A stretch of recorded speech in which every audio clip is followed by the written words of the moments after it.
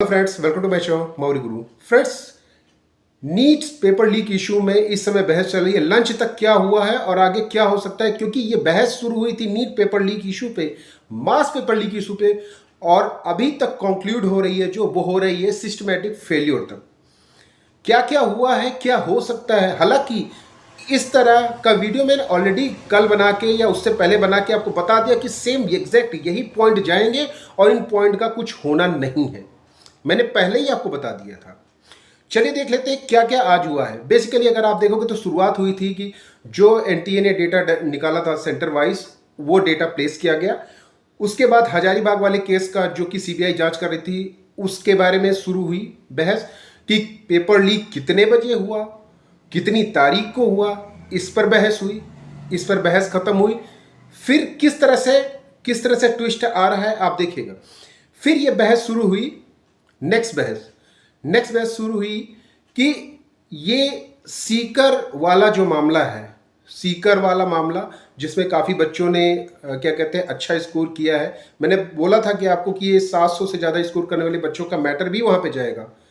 Exam centre change करने का भी मैटर गया कि बहुत सारे बच्चे ऐसे हैं जिन्होंने एग्ज़ाम सेंटर को चेंज किया और वहाँ का रिजल्ट अच्छा हुआ, ये मैटर भी आया। साथ ही साथ ये मैटर भी आया कि क्योंकि ये बहस चली थी पेपर लीक से, और ग्रेस मार्क्स वाला फिर से यहाँ पे डिस्कस किया गया।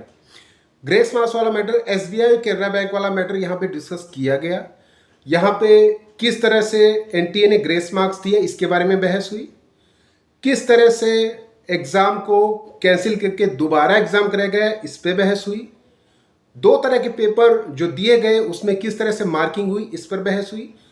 ये बहस खत्म हुई। थर्ड बहस स्टार्ट हुई कि एक लड़की, जैसे मैंने पहले ही बोला था कि ये जो गर्ल है जिसने 705 मार्क्स स्कोर किए हैं, 12th में फेल है, ये मैटर भी उठेगा। ये मैटर भी गया। तो यहाँ पे ये जानने की कोशिश की गई कि जो रिकॉर्ड है, जो जिस सेंटर पे उस बच्ची ने 705 मार्क्स स्कोर किए उसका सक्सेस रिकॉर्ड क्या है, तो 6% उसका निकल के आया। यहाँ पर एग्ज़ाम सेंटर को चेंज करने का ऐसा कोई रूल नहीं है। आप कहीं पर भी एग्ज़ाम दे सकते हैं, अपना सेंटर चेंज कर सकते हैं। ऐसा बहस हुआ। इसके बाद ये बहस हुआ सिस्टमैटिक फेल्योर पे, क्योंकि यहाँ पे बहस हुआ कि क्योंकि सीजीआई ने ये बोला कि सिस्टमैटिक फेल्योर से क्या आप ये सजेस्ट कर सकते हैं कि नीट का पेपर लीक हुआ है, ये बात हुई। तो यहाँ पर लास्ट तक जाते जाते ये सिस्टमैटिक फेल्योर पे, क्योंकि सीजीआई ने बोला कि अगर सिस्टमैटिक फेल्योर है तो हम सॉलिसिटर जनरल को इस पर अच्छी फटकार लगाएंगे। तो यहाँ पे सॉलिसिटर जनरल का सीधा सीधा कहने का मतलब ये था क्योंकि सिस्टमैटिक फेलियर हुआ है इसलिए आप ये बोल रहे हैं कि नीट का पेपर लीक हुआ है, या आपके पास कुछ साक्ष्य है। जैसा मैंने बोला था कि अगर आपके पास प्रॉपर साक्ष्य नहीं, चाहे सीकर वाला मामला हो, चाहे गोधरा वाला मामला हो, कहीं का भी हो, अगर आपके पास कोई प्रूफ नहीं है।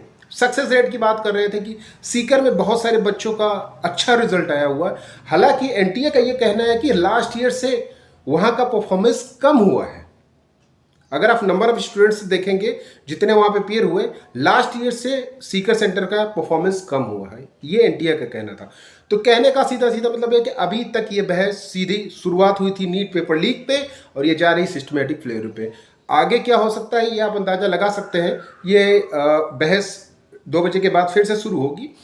तो systematic failure does not suggest that कि नीट पेपर लीक पूरे ऑल ओवर इंडिया का लीक हुआ था और नीट का पेपर कैंसिल करना चाहिए, ये सुप्रीम कोर्ट के सॉलिसिटर जनरल का कहना है। तो यहाँ पर क्योंकि आपको प्रूफ भी देना पड़ेगा, जैसे मैंने कहा कि हर बात का आपको प्रूफ देना पड़ेगा।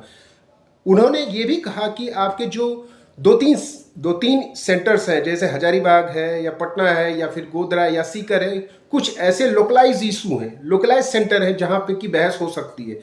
लेकिन इस बहस के तर्ज पे आप ये नहीं कह सकते कि ऑल ओवर इंडिया में पेपर लीक हुआ है। ये अभी तक का बात हुआ है। आप इससे अंदाजा लगा सकते हैं कि आगे क्या हो सकता है, क्योंकि अब ये बहस सिस्टमैटिक फेल्योर पे जा रही है।